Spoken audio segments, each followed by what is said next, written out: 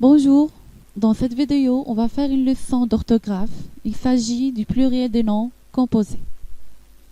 Alors, comme rappel, on va donner la nature grammaticale des noms suivants. Un arrière-plan, c'est un adverbe plus nom. Un rouge-gorge, adjectif plus nom. Un garde-robe, verbe plus nom. Un arc-en-ciel, nom plus préposition plus nom. Un laissez-passer, verbe plus verbe. Un gentilhomme, nom plus nom.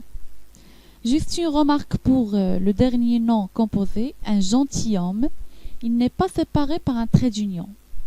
On dit qu'il est soudé. Alors la question qui se pose, c'est comment former le pluriel des noms composés? Pour former le pluriel d'un nom composé, il faut préciser la nature grammaticale des mots qui les forment. En général, les noms et les adjectifs s'accordent, c'est-à-dire elles prennent la marque du pluriel, S ou bien X. Les verbes, les adverbes et les prépositions ne s'accordent pas. Alors, on fait des exemples. Une basse-cour, adjectif plus nom. Alors, l'adjectif prend S et le nom aussi prend S. Un pot pourri, nom plus adjectif. Les deux mots prennent la marque du pluriel. Un wagon-lit, nom plus nom. Les deux noms prennent S. Un tire-bouchon, verbe plus nom. Bien sûr, le verbe ne va pas s'accorder et le nom va prendre le S. Un adverbe plus un nom, un sous-sol.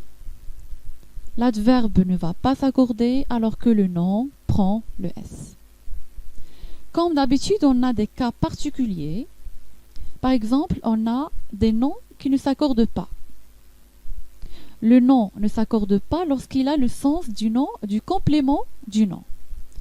Alors, on peut avoir des noms qui viennent après une préposition entendue, comme dans un arc-en-ciel. La préposition est entendue, elle est écrite dans le nom composé. C'est en. Alors, nom plus préposition plus nom.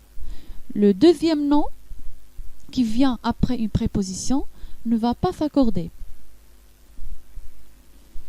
Des arcs en ciel, arc avec S, en ciel sans S. Un autre exemple, un chef d'œuvre. Alors, on a une préposition entendue, nom plus préposition plus nom. Le premier nom va s'accorder et le deuxième nom qui vient après une préposition entendue, ça veut dire qu'il a le sens d'un complément du nom, il ne s'accorde pas.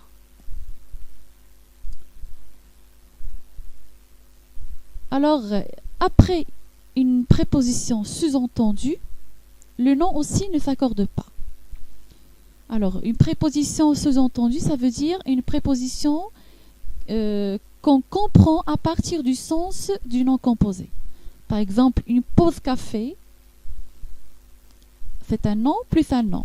Normalement, le deuxième nom va s'accorder. Mais ce n'est pas le cas. On dit des pauses avec S et café ne prend pas la marque du pluriel. Pourquoi? Car le sens de ce nom composé, c'est quoi? Une pause pour prendre du café. Un autre exemple, une année lumière. Alors nom plus nom. Lumière ne va pas s'accorder. Des années avec S et lumière sans S. Pourquoi? Lumière ne s'accorde pas même si c'est un nom, parce que le sens du nom c'est quoi? C'est la distance parcourue en plusieurs années par la lumière. Un autre exemple, un après-midi, adverbe plus nom. Normalement, midi va s'accorder. Mais puisque le sens de ce nom c'est quoi? Après l'heure de midi. C'est pour ça, midi ne va pas s'accorder. Alors, il y a aussi des adjectifs qui ne s'accordent pas. Il y a les adjectifs utilisés comme préfixes. dans un nom composé comme un demi-tour. Demi, c'est un adjectif, mais puisqu'il est utilisé comme un préfixe, il ne va pas s'accorder. Alors on dit des demi sans S, tour avec S. Un nu-pied, c'est le même cas. Adjectif plus nom. Il a le sens d'un préfixe, ça veut dire il ne s'accorde pas. De même pour un semi-remorque. Et aussi pour un mi-temps.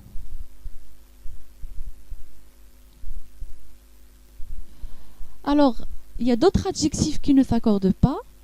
Ce sont les adjectifs qui ont le sens d'un adverbe. Comme un haut-parleur, c'est un adjectif plus un nom. Normalement, on va accorder l'adjectif et on va accorder le nom.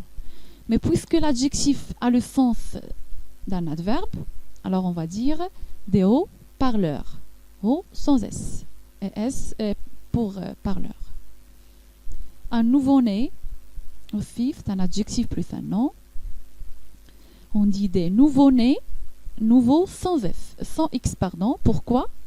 Parce que nouveau ici, il a le sens d'un adverbe, ça veut dire récemment. Alors, un dernier cas particulier, c'est le verbe garde. Alors, on a deux cas. Lorsque le verbe garde a le sens du verbe garder, il ne s'accorde pas au pluriel. Exemple, un garde-robe, verbe plus nom. Alors le verbe ici garde, il a le sens de il garde, c'est pour ça il ne va pas s'accorder.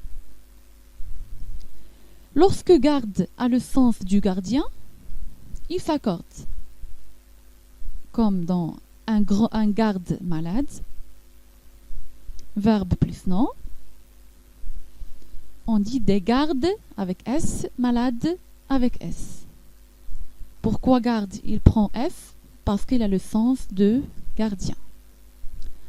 Alors c'est tout pour cette leçon. Merci pour votre attention et n'oubliez pas toujours d'écrire la leçon sur le cahier de leçon et de faire l'exercice d'application. Au revoir.